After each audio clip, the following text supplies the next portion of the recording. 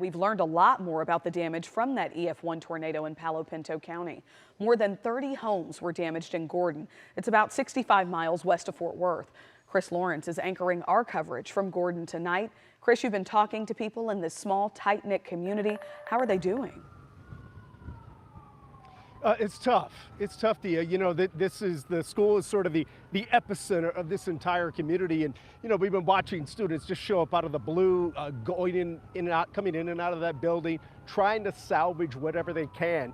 Look, if you have been following our coverage since the tornado hit on Sunday, we have some new information to share with you. And if you're just seeing all of this for the first time, here's an idea of exactly the kind of damage that they sustained here in Gordon ISD. This was the weight room. It has been totally destroyed, hardly anything they could save in there. Right behind it, you see the bleachers totally collapsed. The storm actually dug into the field and totally ruined the track field as well. There was a lot of damage to the field, to the school. Classes have been canceled the rest of this week in this district of about 200 students.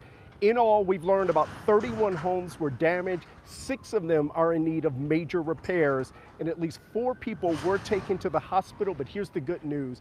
All of them are expected to be okay.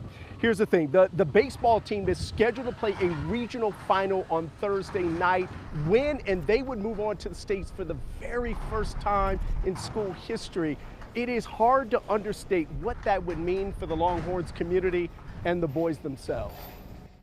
I was just heartbroken because we have so much ahead of us, and to see all this damage, it just hurts my gut. We were looking through our shed a minute ago, finding our catcher's gear, gloves, bats, and just finding what we can salvage from this mess. Most of the things rained out, watered down, game balls are watered down.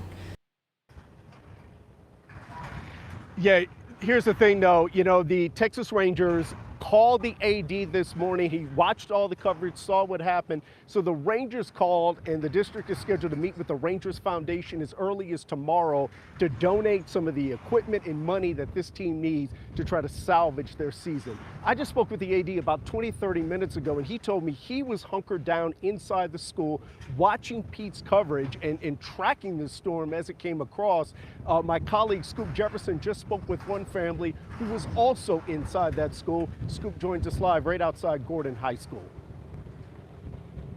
Yep, that's right, Chris. That family lives in this home you see behind me. And when I got here to Gordon this morning, the streets were packed with people cleaning up yards and cleaning up the street, cleaning up debris. A lot of the families were cleaning up their own yards and moving to neighbors and cleaning up. Like over here across the street, this home here was packed with trees that have been hit by the storms. As you can see, the trees have been cut down and the debris have been carried away.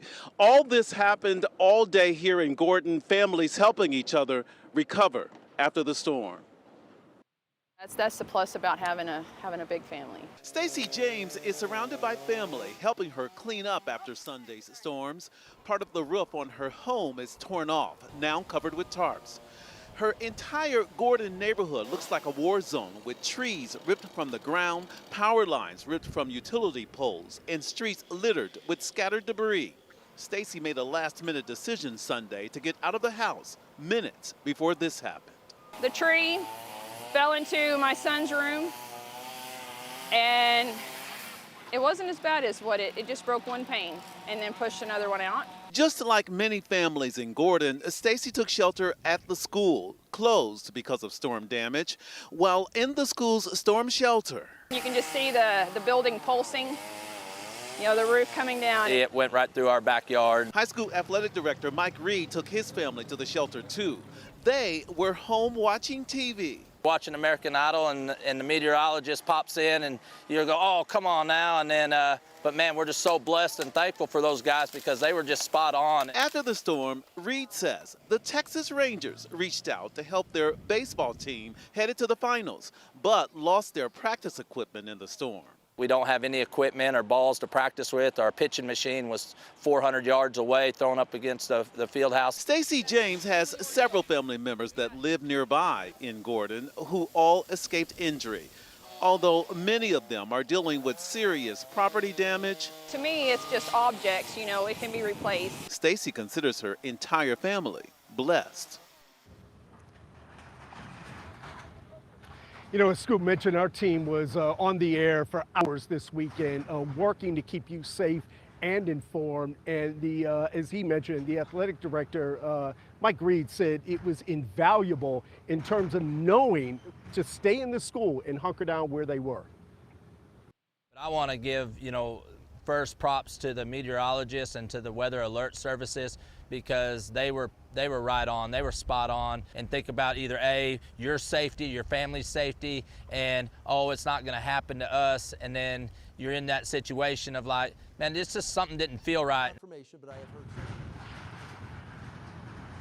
So again, we will always be here to keep you and your family safe before disaster strikes. So just be sure to download WFAA Plus to your TV. It gives you another way to watch us from home.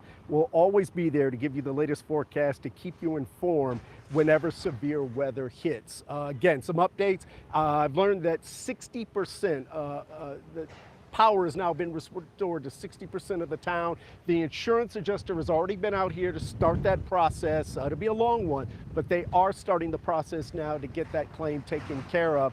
But Dia, I can just tell you, when I talked to the AD, he said, unlike a lot of bigger districts where, look, summer vacation hits, the kids clear out for several months, there's no shopping mall here. There's no central place for kids out. They come here year round. So he said this is just going to have a major impact in the months to come because this is their home even throughout the summer. All right, Chris, we so appreciate you bringing us those stories and, of course, everybody who's stepping up to help. Thanks for that.